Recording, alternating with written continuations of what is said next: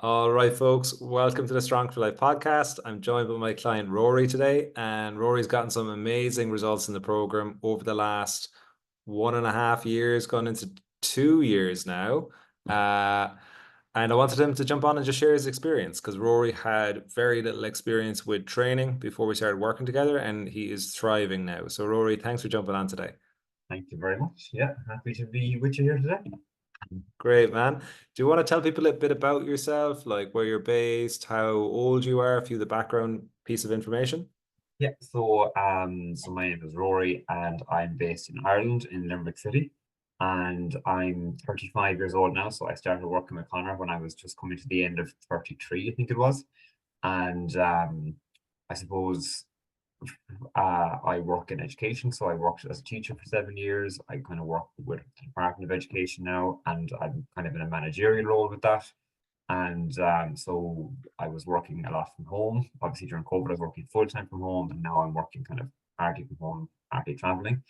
And yeah, so that's kind of my background piece. I suppose when I started off, I in my 20s, I was swam an awful lot and done a little bit of running, and then I suppose that kind of petered off in like late 20s, and then COVID happened, and there was kind of nothing happening. So it was around that time after that, coming out of that I found Connor online and joined up with Connor. Yeah, let's kind of rewind to that. Like, so just, 18 months to 2 years ago, what was the motivation? Like, what was happening in your life then that you felt that you needed some outside help with a coach? I think it was like a combination of things. So it was we were just coming out of COVID, and I had spent like all of COVID working from home and like working quite a lot. And like I did not have an awful lot of say like, I knew some basics of nutrition, but had never really given it much thought. And I mean, really honest with you, it was when I started going back on the road and back into the office after COVID, and I was putting on all of these clothes that I hadn't really had to wear in about 2 years, and realizing, oh crap, they're not fitting. Like a few shorts from like these used to fit me and these pants used to fit me, and now they're looking a bit tight. And there's, danger of buttons flying off and hitting someone in the face. Um, so that was one thing. And this is very random, but I went on a stag do. I went to my brother's stag do as well for 3 days to Newcastle, which was like a fantastic stag do and very messy. Very, as a stag do would be. For part of it, we were doing paintballing. We were all dressed as Power Rangers in these lycra costumes, which hide absolutely nothing. So looking for motivation to start, like put yourself in lycra and run around for an hour and see how you feel. And I actually came back after that, hanging hungover as you would after 3 days, and kind of going, right, like I kind of need to improve a little bit here now, and like just kind of just tone up, shape up, get a little bit fitter. I was finding when I was traveling for work as well, like I'd be traveling long distances, and if I was traveling home, I'd often have to like pull in for a nap to go home because I'd just be absolutely exhausted. Or after a day's work at home, I'd fall asleep on the couch. So obviously that low energy. So it was kind of those combination of things came to a head, and I was like, you know something, I'm going to give this a try and see what works. And that's that was the those combination of factors kind of led me to say, right, I'm going to get a trainer and get somebody with a little bit more knowledge, or actually, I should say, a good bit more knowledge than I have to kind of guide me along. Yeah, it's like pretty amazing how COVID just like so many people it caused weight gain. Now, some people got fit as well, but in general, like it's just a lot of people. Like that was the Yeah. combination of just inactivity and then as you said, maybe you weren't in a formal suit or anything because you're at home and then all of a sudden, 12 months later, you're like, oh wow, like this things have changed Yeah. from what I've been And doing then for when you months. go back to the office or when you go back out into the real world, start meeting people, you kind of see who was going for walks and runs during COVID and who was watching Netflix and the guys in the Netflix gang. So yeah, Yeah.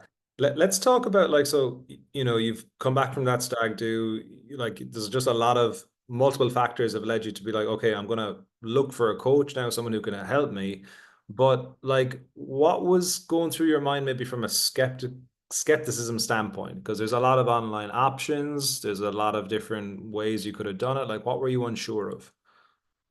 honestly, the biggest thing I was unsure of was how it was going to work in practice and fitting it around kind of like say when I say lifestyle, I don't have any like mad, dramatic, or unusual lifestyle, but just fitting it around work, around family, around social occasions. Um, Skeptical of the level of discipline required and whether it was possible to match that with, kind of working and in and out of the office and social events and that kind of a thing. That was the biggest thing I was skeptical about, kind of going like, what level of discipline is required here, and there is a level of discipline required definitely, but unsure as to what level. And then like what kind of results you can reasonably expect to see, because you see things online, and you see like you have like the influencer kind of models, and you have all this like ridiculous stuff online. So you're kind of okay, but what's a realistic expectation? What's actually achievable? Um, like, and then to what level is it going to impact, I suppose, the rest of your life? That was something that I didn't really understand at the time and wasn't sure about. It all worked out fine, actually worked out better than fine. But at the time going into it, those were the kind of things I would have been thinking about, kind of going, wondering if this is going to work or not. Yeah, and also like when you come in, like you know previous gym experience, right? No, I mean, like I would have gone to the gym, the odd like when in my 20s, and I would have gone on a treadmill. That was the extent of like Yeah, gym experience. So no, as in like I was a really good strong, not strong, but I say regular swimmer in my 20s. So and that was how I exercised, and that was how I maintained a certain level of fitness. I would have been quite like skinny, if that makes sense. yeah. And um I would have swam like 3 or 4 times a week, and then I just kind of phased out of that a little bit, and I moved further away from the pool. It just became less of a habit, and then it just stopped. Yeah, because I remember when we met in person, I was like I was just very impressed with how well you were executing the exercises, having not done, in person before. But let's jump into the wins. Like if you were to kind of talk about two or three of the big kind of wins or significant changes you've experienced, like what would they be? Yeah, so like there was no sort of moment or like end point where I was like, okay, I won now, I'm done. But there were Yeah, certain times where you kind of go, oh, this is kind of working. So like, for example, it wasn't that long into the program, like where I was like, okay, the clothes that didn't fit me 2 months ago now fit me again, which is yeah, great. Um, and then you kind of have a little noticeable thing, kind of go, oh, I have more energy. Like I haven't like come home from work any day and like felt the need to lie down and just fall asleep on the couch for half an hour. And I haven't done that in ages. And kind of, oh, that's nice, that's great. And then like I had the thing as well where I was back to work after like, maybe kind of I hadn't seen people at work for about 2 months, and they come back and go, you kind of get the reaction from people who haven't seen you in a couple of months, kind of going, oh my God, you look so different. Whereas when it's happening to yourself gradually, you don't really notice it as much. yeah. So those were like the kind of superficial and kind of like basic wins. And but like for me, it was like I had more energy. So I had more energy. I was building good habits, and it I kind of it went from me feeling like I was kind of pretending at it and kind of oh I'm trying to do a workout, or I'm trying to do this or I'm trying to go to the gym, to actually no, I'm like the kind of person who does this. Like it kind of you start to believe to yourself that oh, I am like a gym person. I don't feel as big of an imposter going to the gym as you would when you started. Or I don't feel as ridiculous or as an imposter doing workouts at home even than when I started, because it kind of starts to become a little bit more central to your identity or central to your way of life, as opposed to an add-on. And that's all from like building the habits and making it into a habit, I think. Yeah, that's such a, I was going to say the identity and you literally said it, which is fantastic. Like, so you now your identity is like, I go to the gym every week. That's just part of my DNA. And that's where the intrinsic motivation comes from, which is fantastic. It's not this, okay, at the end of no October, then I'm done and I can go back to what I used to do. Now it's just like, I just train all the time, right? Um, Maybe talk as well about the impact like these changes have had on your life. You touched on like the difference in energy, like not needing to nap after work. What other changes have you experienced, like from an impact standpoint? From an impact standpoint, as in one way, in positive ways, it hasn't had an impact. I've still been able to socialize, still, have nights out with friends and all that, still will go for a meal and all that kind of stuff. So it hasn't had like maybe the detrimental impact on that I might have been concerned about. It wasn't the case. I can safely say I have not been living like a hermit for the last like 2.5 years or year and a half. Um, in terms of other like positive impacts, I'm much more nutritional aware. Like it's just like I think is the thing, you kind of become a label reader. I'm much more likely now to pick up a label, like when I'm picking up stuff in the shop, to pick up the label and say, well, like, oh, how many calories in this, or how many carbs or this, or protein in this. I'm much more conscious of getting the requisite amount of protein in the day. It's just kind of like a habit piece. I've found that in terms of like managing like my training and working out, like actually like I'll develop a routine, but the routine might change every so often. So like if things are really busy at work, the routine might kind of slide a little bit, and I might go from maybe 4 or 5 days a week to maybe 2 or 3 days a week for a temporary basis, but I'll never actually let it stop. Um, Mm. and what I find is well, I kind of moved my workouts more so to the morning, like getting up early in the morning and doing them.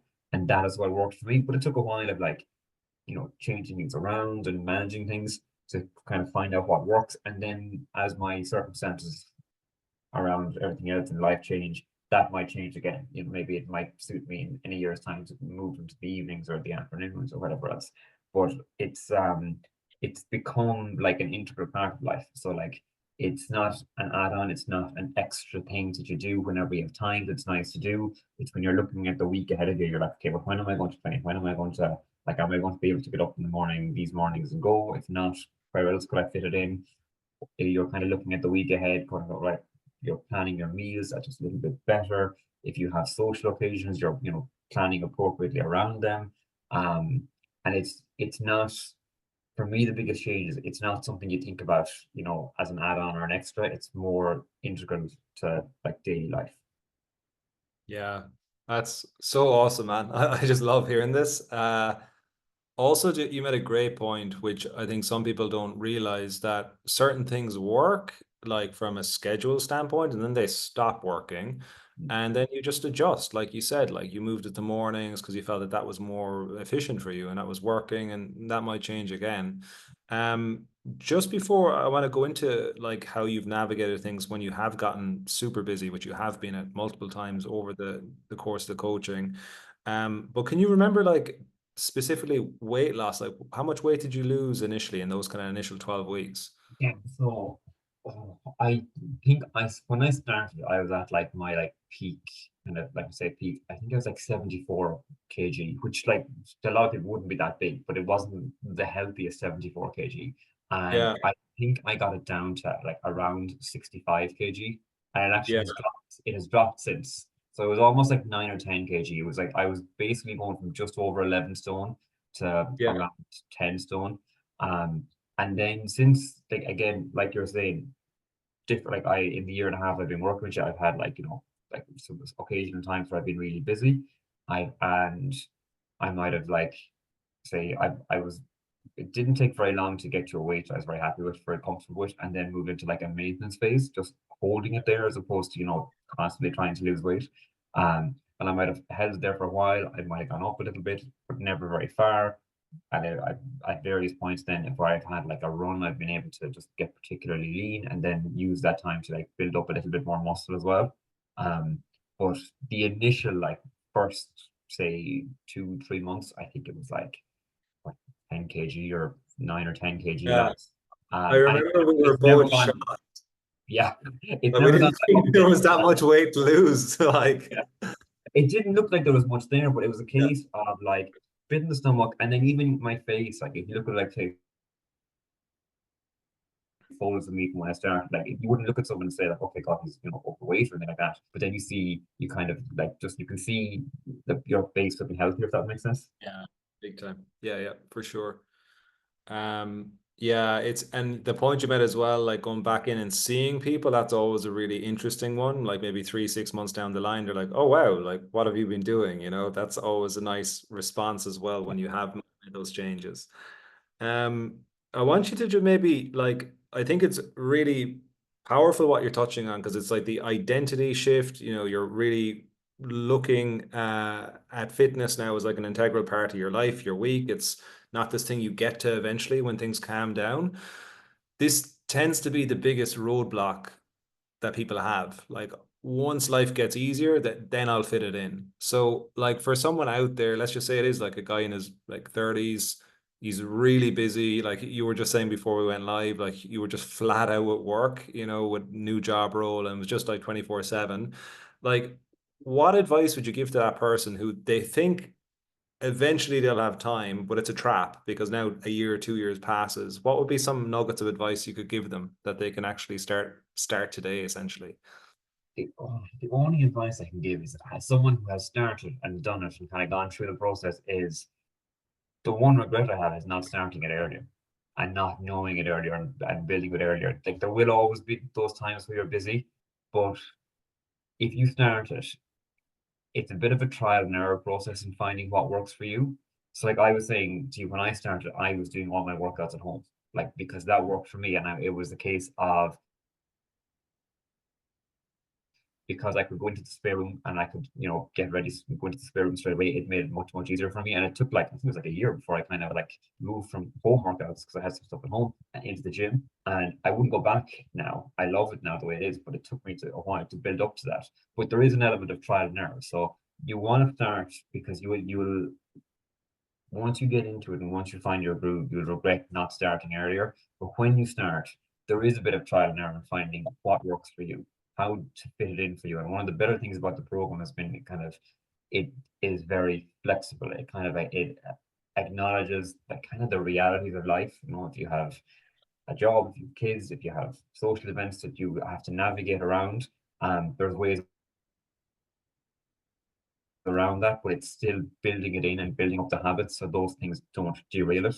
But it does take a little bit of trial and error, and that never really stops because your circumstances are going to change, life is going to change, people around you are going to change, and you are constantly kind of finding what's working for you. And as you said, when it stops working, there's a bit of trial and error and finding a new way for it to work. But the best advice I give is just to take the leap and start because once you find your groove and once it becomes a habit and once it becomes ingrained, you'll regret not having started earlier. Yeah, that's such good advice, man. And like, it's just the other thing is like, if you can get good at starting when it's not ideal, then the next time it's not ideal, you're like, oh, I know what to do now. I'm not just going to stop for 6 months again because I always do this. You're like, oh, yeah, when things get crazy, like Rory said, I just scale it down to maybe 2 days a week. And then when I've got more time again, I just bump it up to 4 or 5 days a week again. So yeah, I think that's just such a powerful point that you made. Thank you so much for sharing, man. You shared so much nuggets of gold today. Like I just love hearing it, in particular around the identity and fitting it in for your life. Anything else you want to share before we jump off? I mean, it's been a really positive experience. And I will say I'm probably not the easiest coach either because I like there's different levels of like say checking in that you can do. And again, I make it work for me with Connor and with Brad. Um, so that has worked really, really well for me. The flexibility has worked well for me, but it has overall been like a really, really positive experience. And I'm so glad I did it. It's one of the best things I ever did. That's so good to hear, man. And you're just getting started, mate. That's the exciting thing.